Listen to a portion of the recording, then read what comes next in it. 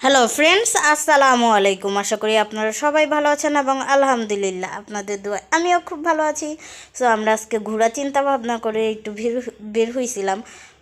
সেই চিন্তা ভাবনা অনুযায়ী কোথায় যাব সেটা এখনও ঠিক বলতে পারতেছি না, কিন্তু আমরা এয়ারপোর্ট থেকে ট্রেনে কইরা কমলাপুর যাব, তারপরে হচ্ছে আমরা আজকে লঞ্চ জার্নি করব, যেই কারণে আমাদের সদরঘাটে আসা। তো মেনলি হচ্ছে সবাই মিলে চিন্তা ভাবনা করলাম যে আমরা আজকে চাঁদপুর বেড়াতে যাব। আর লঞ্চ ছিল 11টায়। তো একদম এই তো লঞ্চে উঠে গেলাম। আর কি বলবো, এর আগেও আমি যেহেতু চাঁদপুরে গেছি, সো আমার ওরকম চিন্তা ভাবনা নাই।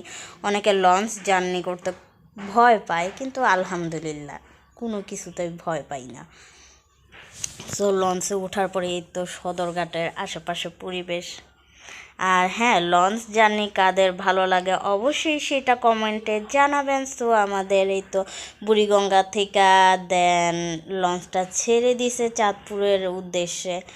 আর কি বলবো, যেহেতু বর্তমানে শীতের দিন দিন প্রচুর ছোট, তো আমাদের যাইতে যাইতে প্রায় 3:30টার মতো লাগছে। আর আমরা বেশিক্ষণ ঘুরতেও পারি নাই।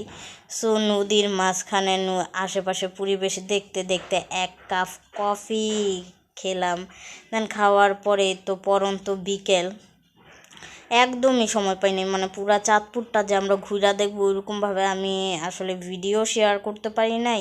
কি আর বলবো, দুঃখের কথা। আমি যতটুক পারছি ততটুকুই আসলে ছোট অল্প অল্প করে ক্লিপ নিছি। ঘুরতে যাওয়ার উদ্দেশ্যে বের হইলে আসলে সত্যি কথা বলতে গেলে যে আমার ওইরকমভাবে ভিডিও করার মন মানসিকতা থাকেই না। আর আমি যেহেতু দেখা যায় ছবি ওঠানো, টিকটক ভিডিও এগুলো নিয়ে একটু একটু বিজি থাকি, কিন্তু এগুলো টুকটাক করতে করতে আমার অত একটা সময়ই ছিল না আর কি।